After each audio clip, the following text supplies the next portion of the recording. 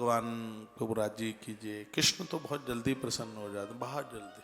सूर्य के पास, बेचारे के पास कुछ भी नहीं था, उसके बंदे के पास तो आंखें भी नहीं थी, वो तो सब मानसिक ही भोग लगाते थे। और ऐसा कोई दिन नहीं था कि जिस दिन भगवान सूर्य के सामने, सूरदास जी को वो कृष्ण अच्छे लगते हैं जिनके सिर के ऊपर मोर का पंख है।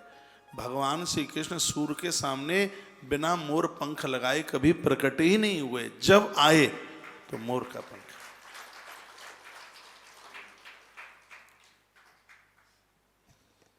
ऐसे भगवान श्री कृष्ण के ये विवाह संपन्न हुए हैं।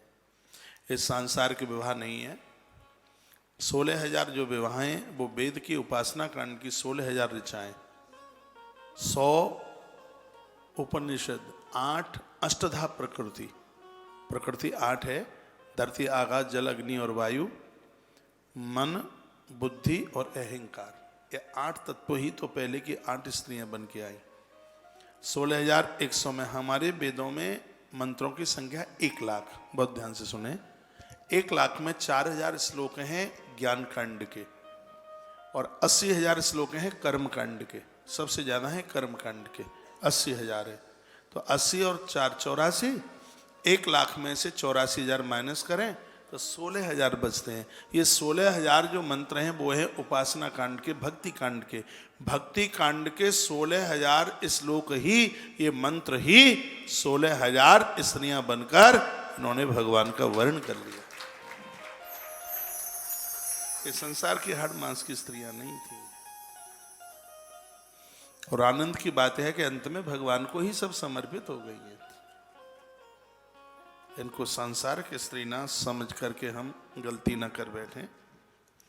तो भगवान के ये सब विवाह संपन्न हुए। ठाकुर जी की वंशावली का भी वर्णन किया। एक एक देवी से 10-10 संतान का जन्म हुआ है उसमें, सबको एक एक कन्या थी। तो 16,108 इंटू 10 बराबर जितना आवे। ऐसा बताते हैं कि द्वापर में यादवों की संख्या 56 करोड़ थी। महाभारत में महात्मा वैशम पायन ने कहा यदुवंश यादव कितने थे? 56 करोड़। बहुत बड़ी संख्या थी। इतना बड़ा कुनबा भगवान का था। आनंद की बात यह थी कि बलराम का नाम समकृष्ण इसलिए, भगवान से तो ये कृष्ण से रूठ भी जाते थे, लेकिन दाऊ दादा से कोई फ्रेंड नहीं था।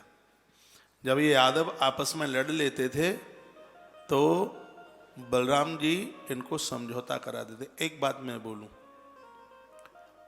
युद्ध में यादव को जीतने की सामर्थ्य नहीं है। यादव तो तब ही पराजित होता है जब इनमें आपस में फूट पड़ जावे। इनका यदि आपसी का संगठन है तो किसी की ताकत क्या है? जब तक यदुवंश संगठित रहा इस धरती पर उन्हें कोई जीतने वाला नहीं था।